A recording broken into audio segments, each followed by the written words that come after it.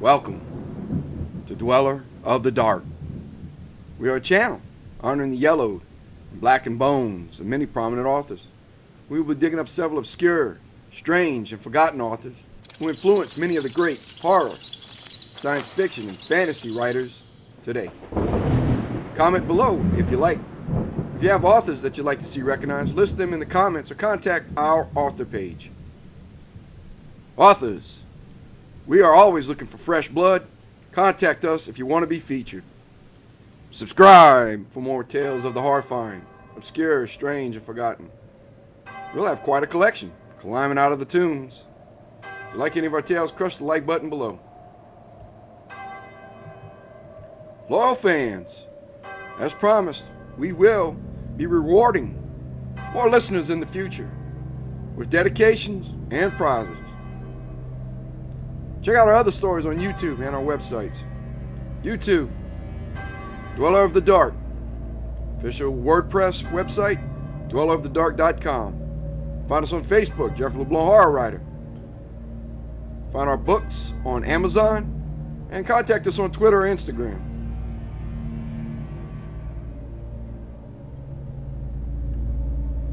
Cricket Song was written on Christmas Eve 2019 while I was sailing in a remote location on the Red Sea. I must have been homesick for the swamp, for I had a recurring dark dream of fog, fetid bayous, bellowing bullfrogs, and crickets singing. The dream kept waking me while I was surrounded by vast mountains and desert. There was something there I felt we could use. The chirping idea hopped into my mummified skull of a Lovecraftian horror involving crickets. So, we let the little monsters out to play. You can find this story and others in The Owl and Other Tales of Supernatural Terror. We hope you enjoy.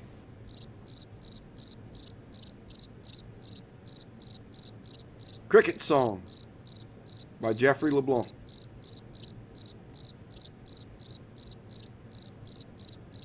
In that same silver paradise of shimmering night, as an alligator bellowed, mosquitoes hummed, and green tree frogs chirped, a million crickets rubbed their wings together and sang.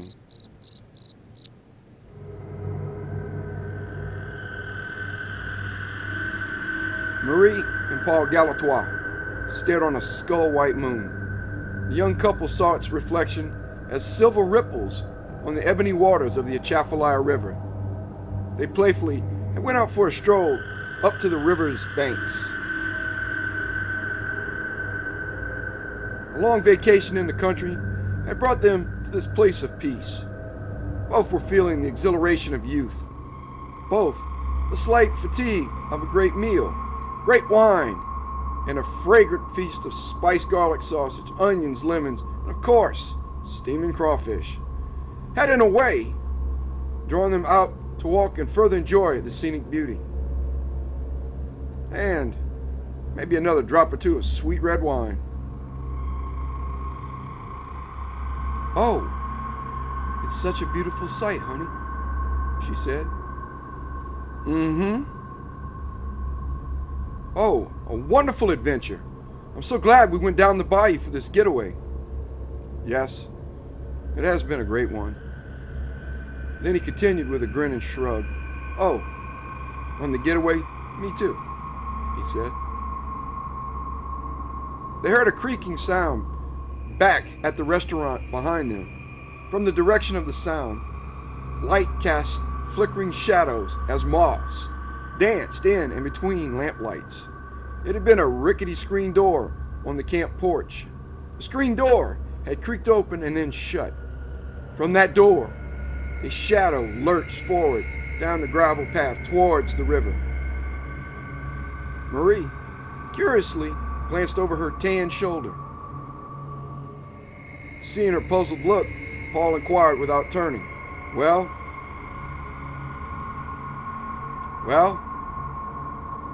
you know I'm going to ask, curious cat. Who is it?" "You remember the old fella eating in the restaurant?" Marie asked. Paul replied. Yes, a really tall guy, purplish mark on the side of his face. That's him, walking out this way. There goes our privacy.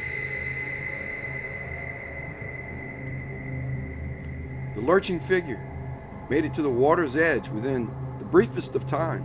He intensely stared out on the moon's silver horizon cast across the water. He stood as an ancient oak adjacent to the nearby river's shoreline. He didn't speak or look at them, just continued to stare across the river at the distant woods. I wonder what he's thinking, bae. Do you think we should talk to him? Whispered Marie. He looks so lonely, the old man. Leaning in to whisper, I don't know. These days, you never know what kind of nuts are around.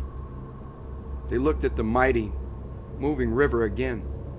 Paul pulled his wife in close and slipped an arm around her waist.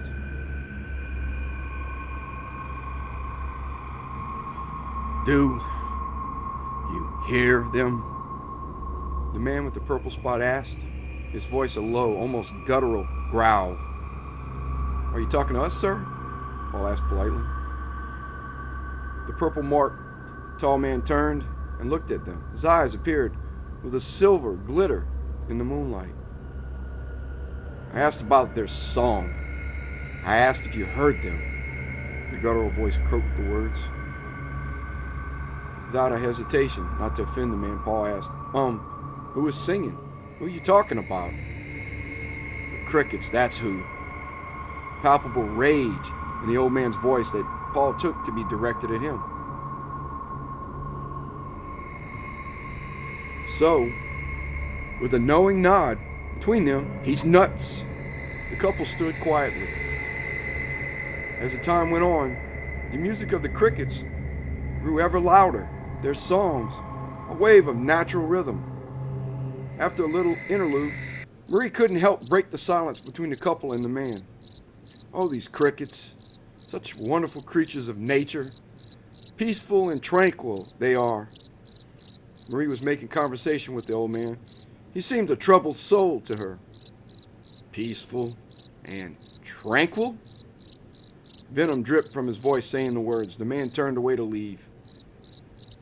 Then just after planning his exit, he turned back and paused. Slowly, purple-marked man turned back and came lurching over to them. John Avery is my name, he said. Sorry if I was a little curt with you. Paul replied, no worries. Paul Galatois. It's my wife Marie. Then after the replies were done, uncomfortable silence.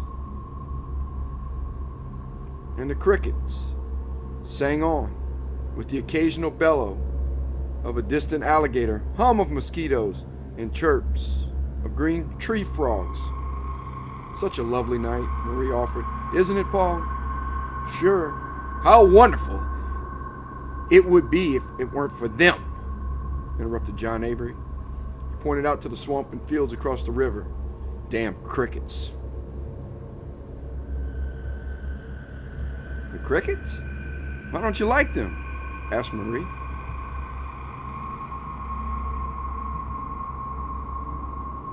Avery appeared to listen for a moment. The pallor went pale and his face's expression like graveyard stone. You could hear him gulp and wipe his mouth nervously. After another moment, he gained control and forced a smile. Allow me the pleasure of inviting you to my humble home. I offer the finest Parisian bottle of wine from my wine cellar, he said. Waiting for their reply, he watched Paul and Marie's apprehension. Then thought again and sweetened the deal. Or maybe I dust off the 30-year-old bottles of Glenfiddich and Macallan, if you prefer. It's inviting, sir, but, Paul started, with agitated urgency and aristocratic insistence, John Avery bargained. Please, I absolutely insist. With obvious apprehension and caution, they decided to follow John Avery to his home. The drive took less than 30 minutes to reach, but the view spectacular by moonlight. It was a sprawling plantation amongst acres of cane fields and oak forest. And, naturally, the drive up to the columned home was lined with moss-covered 500-year-old oaks swaying in the night breeze. John's plantation dining hall was a shadowed and flamed cavern of decadence. The only light came from silver candelabra around a grand banquet table. The candles cast formless shadows of the group on the walls. "Long may ye live in health and prosperity," said John Avery as he raised his glass in genteel southern grace. As promised, the wine was exquisite and the Macallan superb. Marie remembered the sweetness of the wine, Paul the oaken bite of the whiskey. The couple and their guest devoured glass after glass with laugh after laugh. "Chill drops of nepenthe," Marie would say later, numbed and shivering from the wine. Paul, feeling the relaxation of the whiskey and good company, felt emboldened to inquire, "John, you don't seem insane, man. What's with the hatred toward crickets?" "Paul, I'd rather not explain that." John Avery took another sip of his whiskey, crunching down a piece of ice as he did. Then he sighed, turned toward an expanse of window out in the darkness. When Avery was ready, he turned back to them as jovial as before. But the phantom of his hate and possibly fear had resurfaced. It brought a chill again to both Paul and Marie. For all his generosity and genteel mannerisms, both sensed something truly amiss. Maybe it was Avery's elusive nature. Maybe his poor attempt at deceit and surveillance of the couple. Marie reached out to take a sip from her glass. Suddenly, Avery moved swiftly to her room. He came back with a curious device. It was not much bigger than a modern phone or tablet. It had a connection to a large set of speakers, 3 to be exact. All 3 speakers were the size of a small vase. It was in that moment that John Avery's movement had so startled Marie. It caused her to drop her glass and spill some of the vintage on the silk table cover. Avery placed the screen of the device in front of Paul and Marie. Then, conflicted, waited to talk or turn it on. "There," he finally said. "What is it?" asked Paul. "It's something I've worked on since graduate school," said John Avery. Before he continued, the couple watched him drop a few crystal cubes of ice in his glass. The tinkle of the ice hitting the glass sounded as bell chimes to Marie. Then he covered the ice with more whiskey. He set down the Macallan bottle, staring at the bottle's lengthening shadow on the turquoise tablecloth. Pondering, he picked up the glass and spun the ice a few times to chill the whiskey. Then he spoke. "He calculates rhythm, cadence, pulse patterns to derive an overlap by way of several algorithms, the sequences needed for exact interpretation." "Hey, Professor, Gilligan and Ginger need you to say that again in English." Paul and Marie both giggled and laughed. John Avery laughed with them. "I know. I went a little too scientific there." He paused and became nervous again and somber. "They could tell me what crickets are saying." Whether it was the fine Parisian wine or the words, Avery spoke. Marie couldn't be sure. But for the young woman, it made her uneasy. And for the life of her, Marie didn't know why. There was nothing ominous about the words. It was the way John Avery had spoken them. Hesitant, desperate, and pleading. Candlelight sparked a glow on Avery's eyes as he leaned forward. "Listen," he whispered. "Crickets aren't just making weather or mating calls when they chirp. These are not, I repeat, not indiscriminate noises. When they rub their wings together, they are speaking." He paused. He saw the puzzled looks of his guest. John rubbed his temples and sighed as he said, "They're transmitting their version of text messages, but these messages are an amalgamation of words, thoughts, descriptions, and feelings, all in a single chirp." How can that be? Marie felt as if she were swooning and having difficulty with concentration. Obviously, the wine was doing its job well. The room seemed to expand and twist. It was leaning around Marie, then everything was leaning towards her. Paul asked, "John, why are you telling us?" "I really don't know. I haven't revealed to anyone what I've created or learned. Maybe your wife's statement about crickets triggered me," said John Avery. Avery leaned in close. "I've spent half my life studying crickets and developing the cricket codex. It was my greatest achievement and my greatest sorrow." "How so, John?" asked Marie. "I ask you, have you ever really listened to cricket song?" he asked. "I mean, really. If you had, you'd have heard a timing, a dark percussion, a bass, and a harmonic rhythm to their noises. Definitely, there is a natural beat with audible pitch and pulses.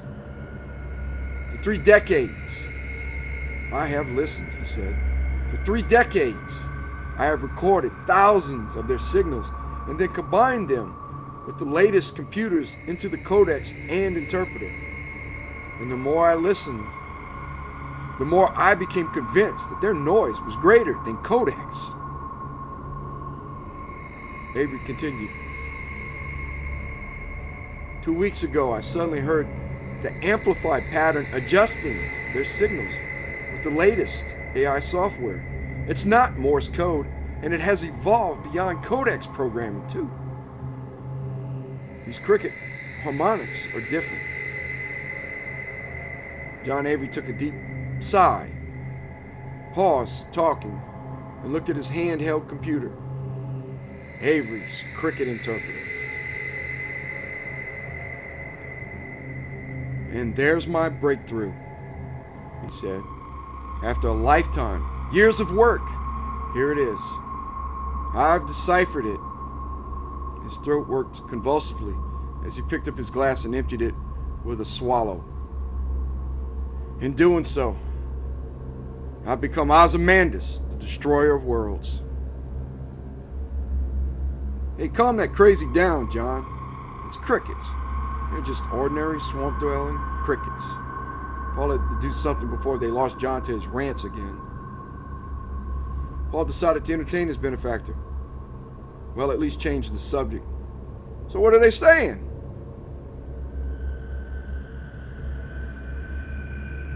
Looking up from his device and taking another sip of whiskey, John looked at Paul and said, "Again, emotions, feelings, locations, names, and events, all in a chirp." "Locations, names, and events? Sounds like Google." Marie and Paul both laughed. "I know, it doesn't sound very earth-shattering. Hear me out." He moved to turn on the device and escorted them outside to the gallery. Like our interconnected world these days, sometimes their multi-conversations get lost in saturation of the masses. That's the chirp we hear. They are in tune on different frequencies. And that's how I cracked their translation. Paul and Marie were still perplexed by Avery's revelation. Look, I'll show you. He focused the device out toward the fields and woods. The screen lit a ghostly glare across John Avery's face. The data downloaded the pulses and sequences to a second computer tablet with the translated cricket text. Avery sat there pacing and muttering under breath to himself as it split to 5 screens, the chirps rendering some type of language Avery was watching be converted to human language. Marie saw the various screens with the frequencies being recorded as a music device, and she saw other audiographs and displays converting more sounds to an array of words and messages. All the while, she heard the sound synchronicity, pulse, pulse, silence, pulse, pulse, pulse, silence, pulse, silence. What Marie and Paul were seeing would be comical under normal circumstances. Both nodded again to each other, the knowing look of, he's definitely a little out there. Paul attempted to feign a tight smile, but couldn't. They were looking back at the tall man, with the noticeable purple mark on his gallery, walking in paced anticipation. Eagerly and frantically, he was intensely focused on the latest messages coming from the crickets. John Avery walked back to Marie and Paul. He pointed to Paul the directions of a printer just inside the house hallway. Avery pressed a button to transmit as Paul retrieved the document. Once Paul was back, John Avery said, "Now you'll have an idea." Holding out the print sheet to them, they looked at it. Salvador LaBelle, shot wife, heart attack, it read. John Joseph Duvall, not suicide. John Joseph Duvall Jr. murdered him. Samuel Bad. Do you get the picture now? Said John Avery. They are witnesses. Witnesses?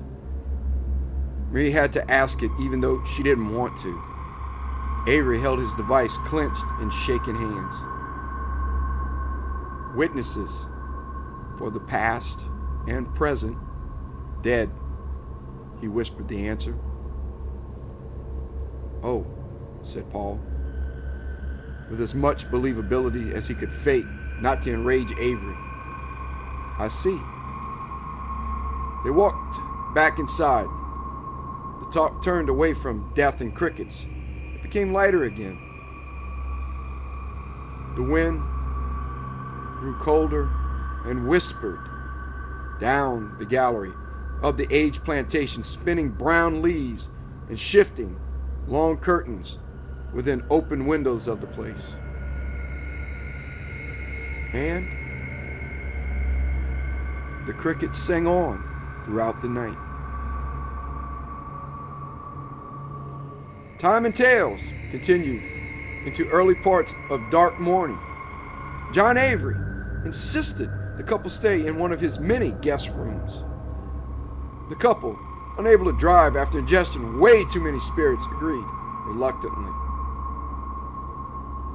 Later that night, Marie climbed into bed with Paul drunkenly. She pulled and pressed close to him. Why is it so cold in here? She slurred and murmured. It's not cold. You believe all that mumbo jumbo. You're scared. How can you not be? Well, he said, if there's a possibility I'm frightened, it isn't in the way you think. How's that? It's impossible to believe what he said. He's reading some weird signal. Because Lord knows there's a ton of misinformation on the air these days. But I will say he's angry and raging. And that might make him a dangerous man. And he's a mega millionaire, bourgeois. He'd get away with genocide in Louisiana. That's what I'm afraid of. Where did he get the information? The names? And what happened to them? How did he transmit it in front of us? Maybe they're family, relatives, or friends of his, Paul replied. Maybe he got them from the local mausoleum or tombstones. And then there's always the possibility he made them up. He grunted softly. Transmitting the info. Well, a kid with any juiced up app on a phone these days can pull all manner of prank. So, it was probably a joke. Marie looked under her husband, trying to read his face between the shadows cast by moonlight. She spoke. So, you don't believe him? I believe. He believes his machine works, he continued. But I don't think the crickets told him. Snuggling next to him, Marie whispered in his ear, I was beyond relieved when you told him we were tired, then finished. He creeped me out tonight. I don't think I could have taken much more of him. Bae, Paul said sarcastically, our friend who looks like Peter Lorre jammed up on growth hormone? Gave us a world-changing technology involving crickets, and you criticize him? The shame is more than I can bear, Scarlett O'Hara. Nice one, Paul, Marie giggled. Then shivering again, she said, whether he's right or he's nuts, Paul interrupted. She continued, as I was saying, I'll never have the same fascination and wonder of crickets for the rest of my life. They lay close to each other and slept. And fog rolled in off the mighty Atchafalaya, blanketing the cane fields and woodlands of Avery Plantation. Somewhere outside in the still darkness, crickets scratched and rubbed their wings together until morning came.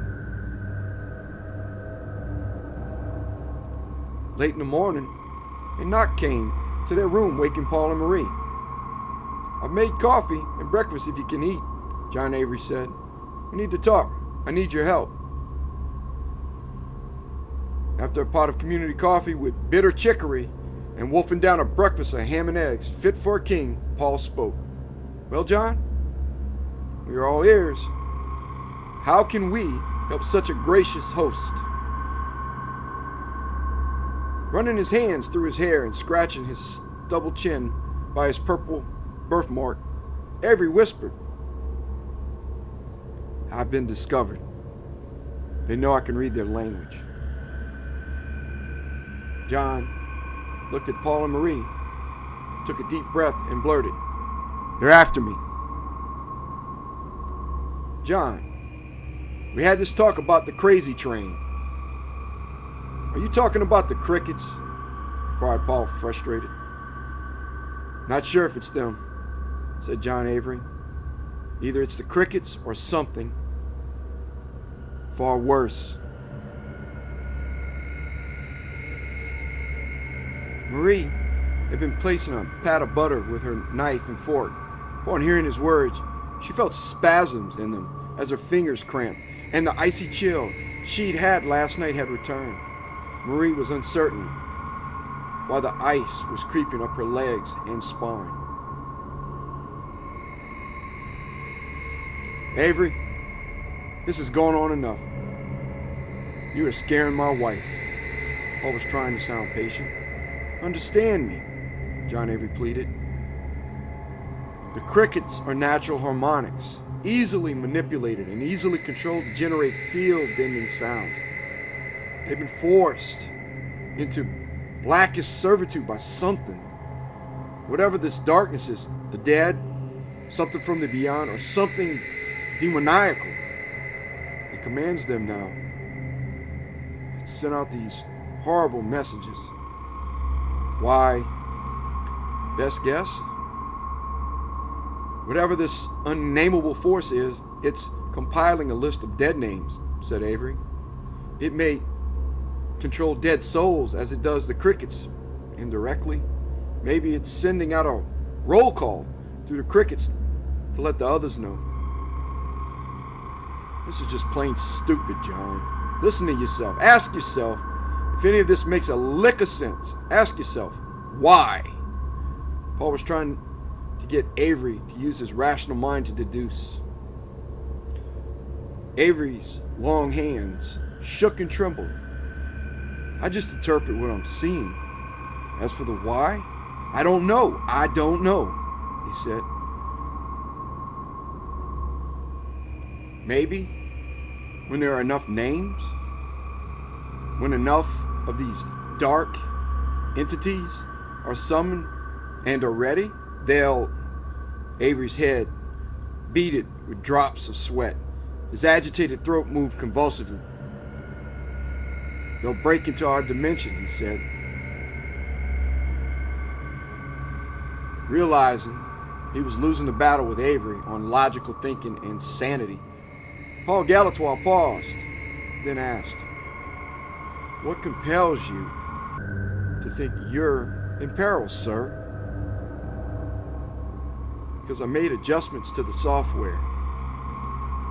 Added an updated component that puts the language in a 3D rendering. Early in the morning, just before the sun rose, it showed me something most foul," said John Avery. Marie, her curiosity and dread getting the better of her, asked, "What was it, John?" Panic raced across his eyes as he said, "It showed my death." Paul didn't believe the cricket interpreter worked. He didn't believe the lucid madness that John Avery spouted about precognition through crickets. What worried him was Avery believed it, and he was sure now Marie did, weirdly enough. But she had been always gullible to such silliness. Awkward, waited silence since Avery's last statement. Paul broke the heavy silence. He figured better he sees this through for both Marie and Avery's sanity. "What can we do?" he asked in a voice of apprehension and dread. "I don't know. I just know the crickets lower their volume when I stay in a group or crowd. Maybe it's a natural law thing that governs evil. I don't know the rules for other dimensions. I say stay with me until I can get my colleagues and family out here," requested John. "So they can't get me." Marie's spine had the return of the chill as she stared, pleading at Paul to leave. Paul nodded. "What can we do?" As if inferring their concerns. "This is a big house. Plenty of things to entertain you. I promise I won't intrude or bother you," said Avery. "It's tonight when they return. Just be in the room until morning. I'll sit over in the next room out of your way, just so I can see you." John Avery lifted up slowly with a stiff back. From Paul's perspective, Avery looked as if he had aged 100 years in a day.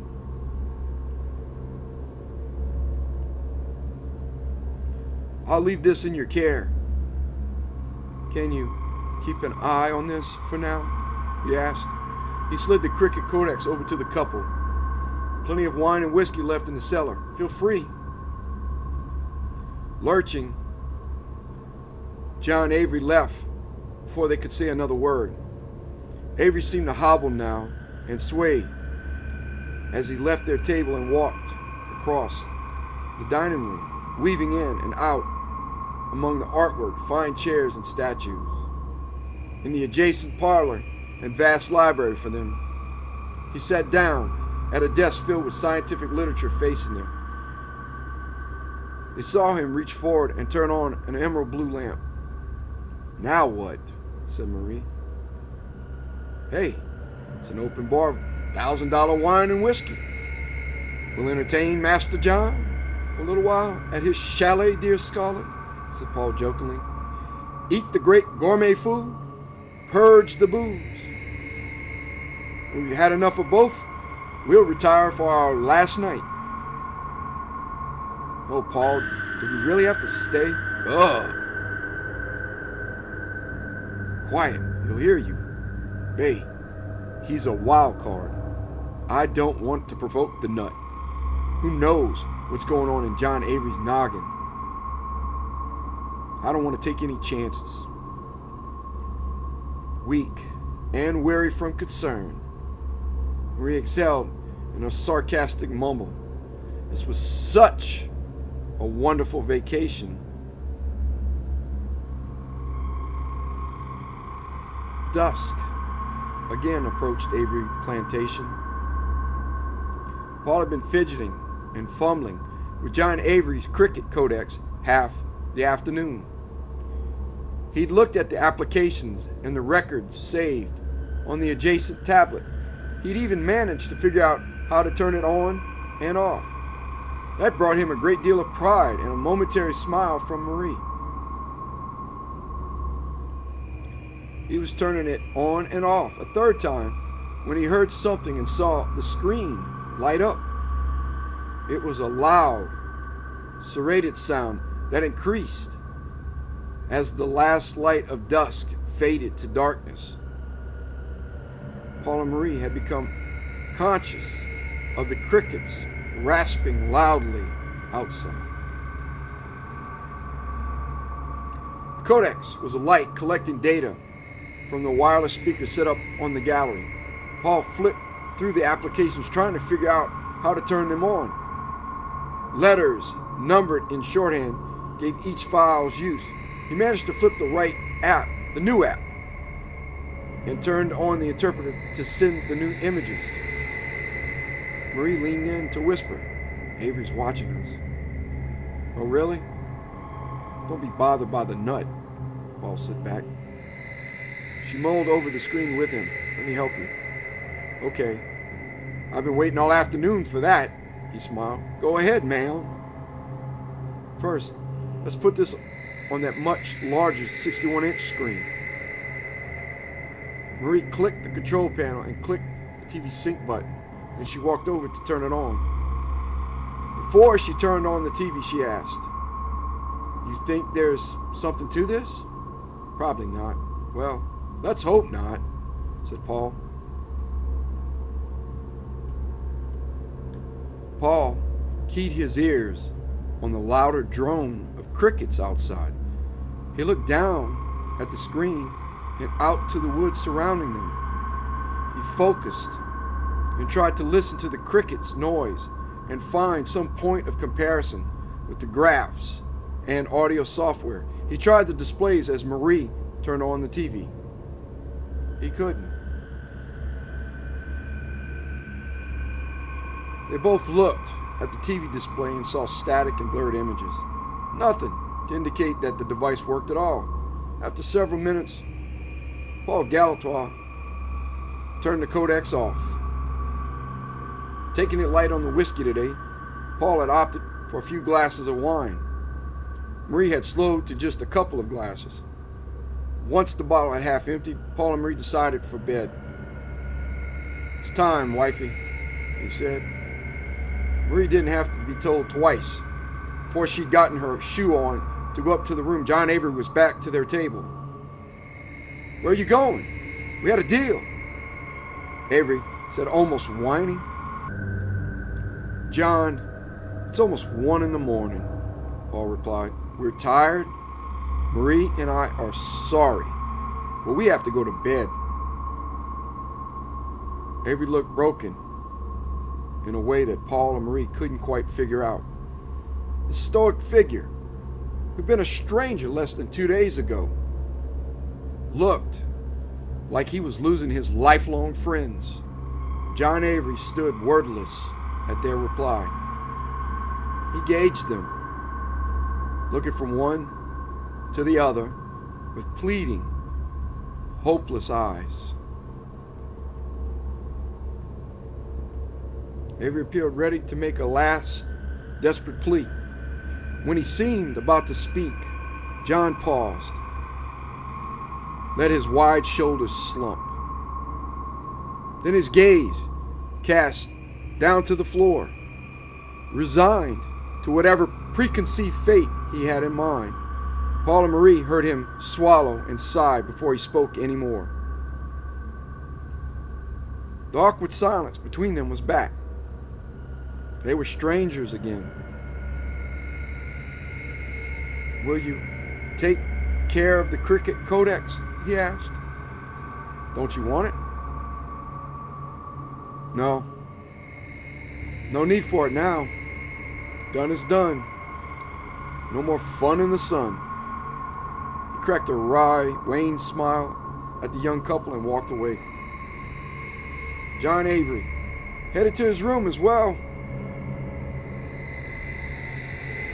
His footsteps echoed down on the marble floor of the long hall, casting a tall, lurching shadow. To Paul, the image and the sounds reminded him of a man going to the gallows. He stopped just for a moment in his stride. Just a few paces, he had paused, but his head still hung low, facing forward. He briefly glanced back across his shoulder. Can I ask a favor? Go ahead and ask, John, Paul replied. Would it be too much trouble to leave your door open in case something might happen? So I can call for help, you see? John Avery's eyes, as he said the words, seemed someplace else. All right, John, we can oblige, Paul said annoyingly. Marie gave Paul a mean stare which said, Don't be rude. It won't be a problem, John. Marie and Paul, thank both of you.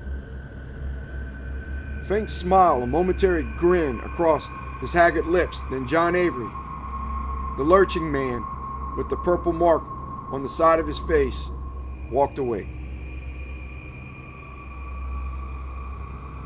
At 3 a.m, there was blood-curdling banshee screams. The screaming woke both of them in the dark.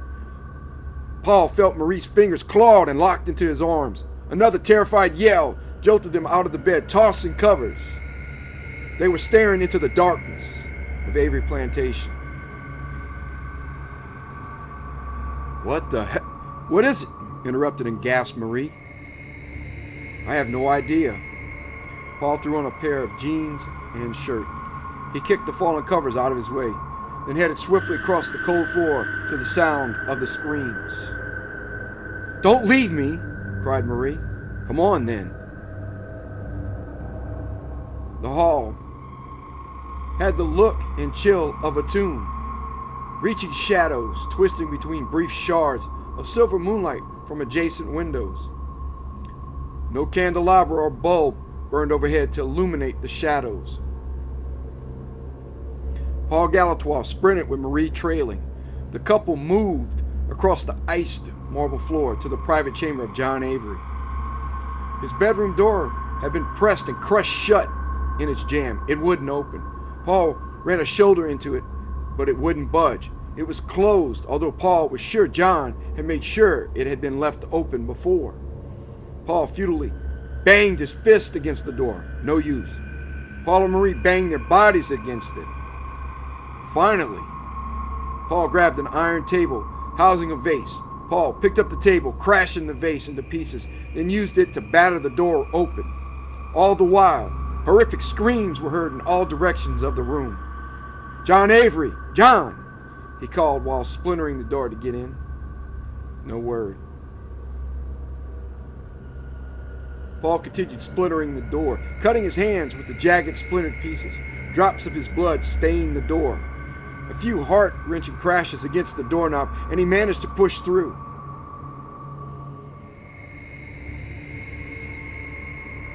Inside the room, it was obsidian and pitch. An insect-like whir surrounded Paul and Marie. Within the room, there were shaking, tambourine sounds, scratching sounds, rustling sounds, popping and crackling sounds above, below, and behind them. The deafening and disorientating noise made Marie and Paul fall back out of the room convulsively. "Paul, what's going on in there?" exclaimed the terrified Marie. Her voice was almost in a scream. Paul's throat was dry as sandpaper. He tried to moisten it to talk, but he couldn't. Paul's mind was processing what was occurring. He couldn't answer Marie even if he wanted to. He didn't answer. They stood immobile, not knowing what to do. Then, inside, the screams stopped. Then the noises stopped. Paul gulped, took a deep breath for courage, and pushed what remained of the broken door. Screams and gasps gagged in both their throats. Paul vomited. Marie, seeing her husband vomit, retched as well. Crimson blood spattered the ceiling, the walls, and ran as a red river all across the floor. Pieces of what remained of John Avery were lying in separate pools of blood-splotched moonlight. The skin to each part shredded as through a food processor. Avery's flesh and sinew and bone ground to mash as if by a chainsaw. A door leading from John Avery's room out onto the gallery had been ripped from its hinges. Fog rolled out from that gaping corridor now. It had to be some freak storm, Paul thought. That explains the door, but nothing can account for the crying, sobbing uncontrollably. Marie screeched. He was right. John Avery knew. He knew he would die, Paul, and we did nothing for him. Marie looked on, the pools of blood and mashed flesh and bone.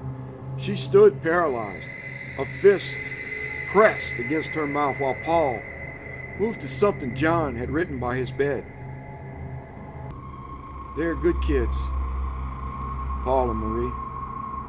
I made a mistake letting them know. But it had been so long since I had anyone over. Seemed every time I tried, I remembered what happened to my dear Elizabeth when I showed her my discovery. These minions of that thing out there, out in the beyond, that waits to rot us. They are ruthless predators. The crickets left nothing of Elizabeth to bury. Heartless savages. If I live through the night, I'll take the codex back and destroy it. No need for anyone else to die. Paul could hear his own heartbeat thundering between his ears. His fingers trembled and began to spasm. The world around him was shifting and becoming cloudy. He had to inhale slowly to control his growing dread. Were Marie and him safe? He saw Marie swooning and caught her. She regained herself and opened her eyes to Paul. Wide, staring eyes that recognized nothing, that looked right through her husband at first. Panicked eyes that realized something. They were probably doomed too.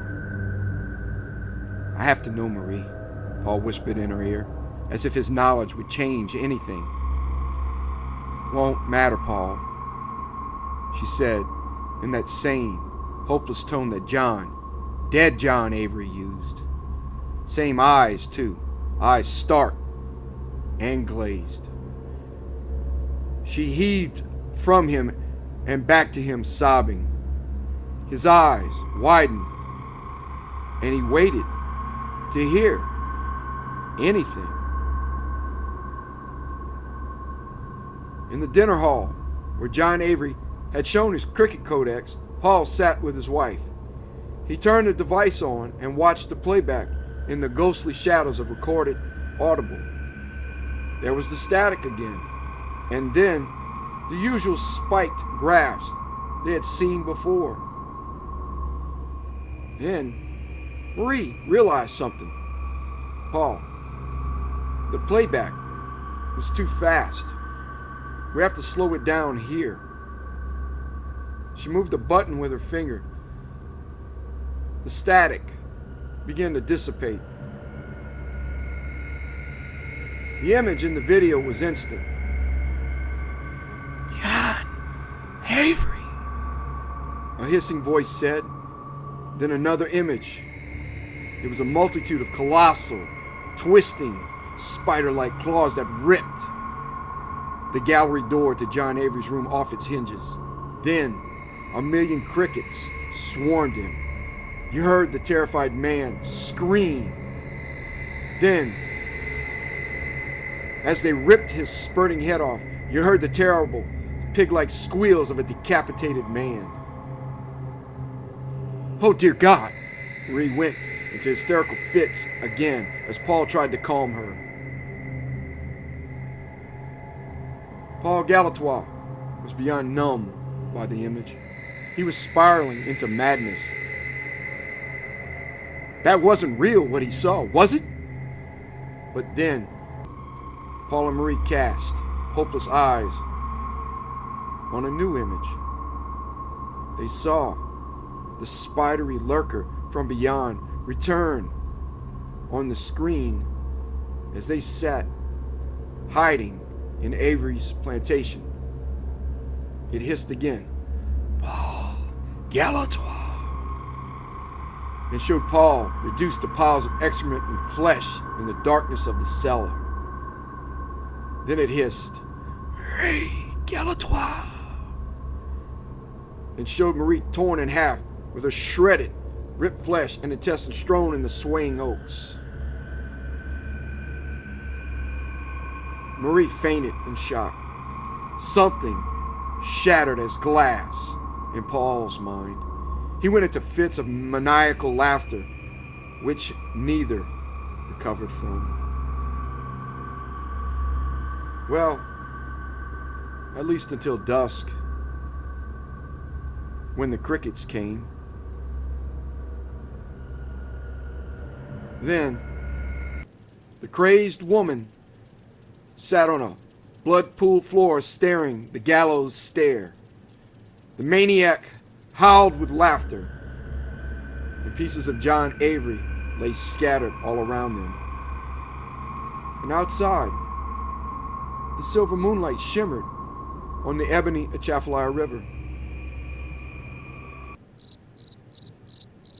In that same silver paradise of shimmering night, as an alligator bellowed, mosquitoes hummed, and green tree frogs chirped, a million crickets rubbed their wings together and sang.